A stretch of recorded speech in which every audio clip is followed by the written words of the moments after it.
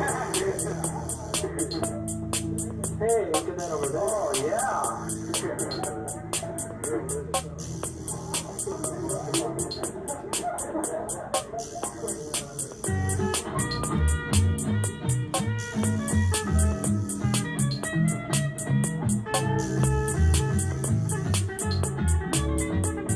Hey, Joe, how's your blood turning on these days? Oh, crazy, man. How they...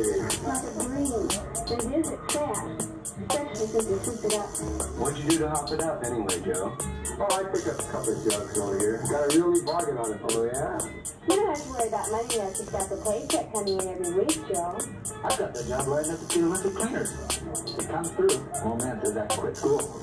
Yeah, but who wants to work in a smelly old laundry? Well, it's better than going to school, isn't it? School's for kids. What do you think you are? Come on, lay off, will you?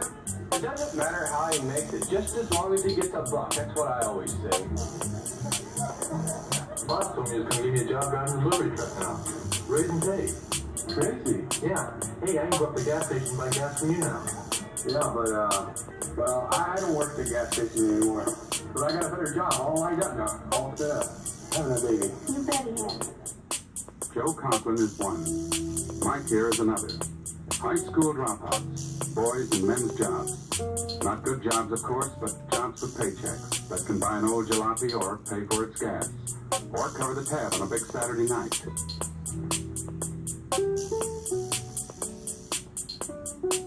They're not bad boys, these dropouts. Not delinquents, not hoods, not yet, that is. They may not even be stupid or backward or lazy. This is Pete, a nice boy, as a matter of fact, just one of almost 1 million American youngsters who didn't make the grade at high school last year. What makes a school casualty? This is harder work than Bill might be doing in the classroom right now. What makes him trade English, math, history, science for a broom and $1.10 an hour? Why is the dropout? School people in many American cities have been asking this question, checking cases like this one, doing research, thinking hard about so terrible a waste of youth, so big a leak in our manpower reserve, so great a failure in our educational system. But the reasons why 1/3 of these students will leave school without diplomas are not simple. You can't put all the blame on the individual pupil or his family, or on our schools, or on our economic or our social system. Many hidden forces may be pushing this Jack or that Jill to the point of giving up. Dropouts, educators have found, just don't happen overnight. They take years to develop. Let's go back to the childhood of Joe Conklin, dropout. Did you talk to McGinnis about the new job? No, I thought I'd wait. Wait for what? Your whole life is going by. Pretty soon it's going to be too late. Look, will you leave me alone? I just want to wait. Well, what Joe learned quite early in life that the name Conklin was not something to be proud of. Look, I'm doing the best I can. That's just the trouble. You are doing the best you can. It isn't very much, is it? In this day and age, how anybody can make a lousy $8 a week, I don't understand. Everybody's making money, but you know, everything's good enough for you. If you take after your father, it can only mean you're stupid. And yet a small boy needs a man to take after. Someone to respect and learn from. I'm getting sick of this. Are you through now? And the kids are beginning to take after you, too. What kind of an example are you setting for them? They aren't doing their work. They're getting behind in school. I had to go see Joe's teacher the other day. I'll get him to do his lessons. Not all dropouts come from homes as unhappy as Joe's, but most of them do have parents who feel they are economic and social failures, who never read a book, who consider school a necessary nuisance, a waste of time. He's just taking after his stupid, no good father. Why don't you lay off me? I'm so stupid and you're so smart. You and your smart family, you got 2 brothers hungry. Even in those years, way back, Joe was in trouble in the classroom. He had a pretty good head for figures, but you can't be any good in arithmetic if you can't read the problem.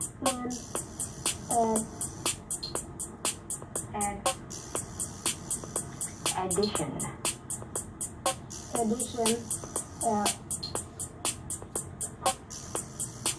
Point E A bridge 1/8 mile Long. long must be Built. over a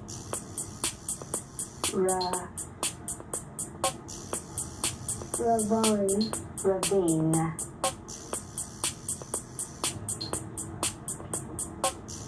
Would someone else like to come up and help us with that problem?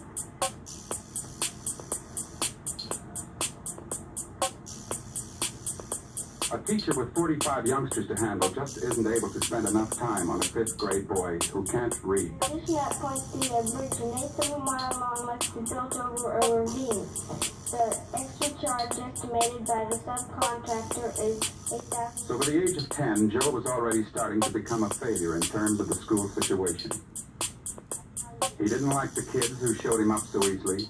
He didn't like teachers who seemed bent on making a fool of him. Not all his classmates were bright, but if they could read, they could get along.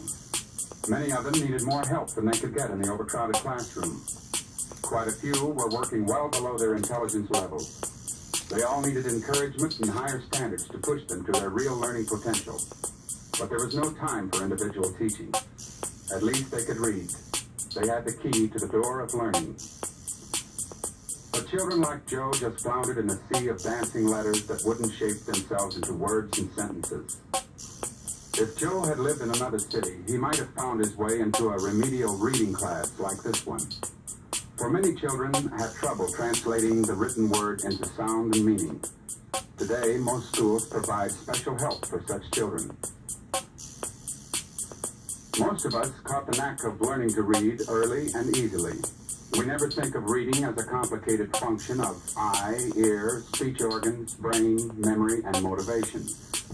But for those who have trouble in any one of these areas, learning to read is a formidable process, a bitter, painful struggle. There must be some word wrong. What word is this? 4. It was late. 4. It was late. 4 starts with an F, doesn't it? And this starts with a WH. Like why or when. It was late. When? All right. When poor readers are helped, they not only improve in all their other subjects, but their attitude toward school and often to life is greatly changed. The ability to read is a source of inner strength, a power that no one can take away. Did you just know it, or did you figure it out? Well, no, not exactly. But you can tell the A is long because the E on the end. All right, then that's our rule book. But these youngsters need the help that can only come from a specially trained teacher who has the time that it takes to move over one hurdle after the other, who has the techniques and the patience that are required, who is given the opportunity to work with each child as an individual problem. Think of a word that starts with the same sound that you can spell. When Kate. You remember this was the girl's name. Think of the word the letter that starts Kate. Broke the plate. You remember the word we used to illustrate the beginning of plate? Something you like to do? By the gate. Think of a word that starts with the same sound as. But such help takes planning and budget. Like 80% of our school dropouts, Joe was a problem reader whose problem was never solved. School. Pressures in the outside world. There are wonderful things in this world, and if you happen to be poor, the things seem more important than they are.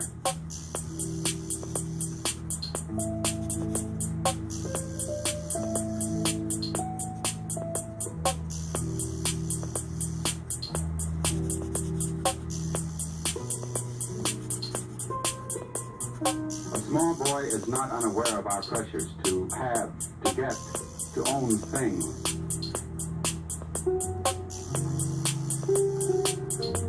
In church, in newspapers, on television screens, juvenile delinquency and character breakdown are deplored. But on the street, Look, it's on sale, half price. You can't afford not to at least look at it. Well, all right.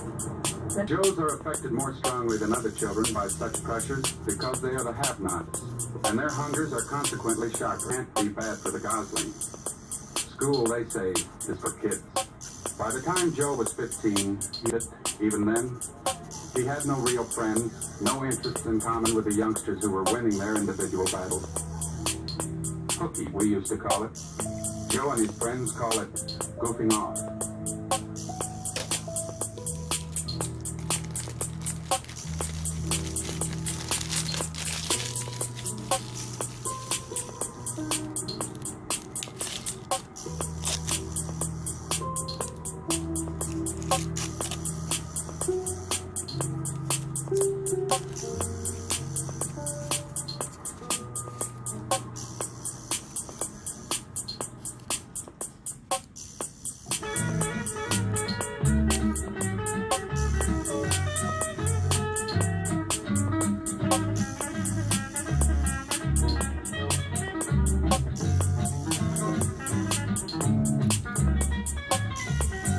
By now, Joe is a fugitive from failure.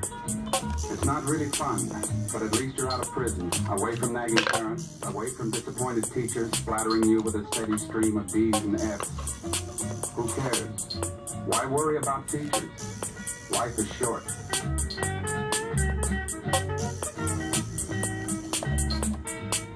The game may be pointless, but at least you win once in a while.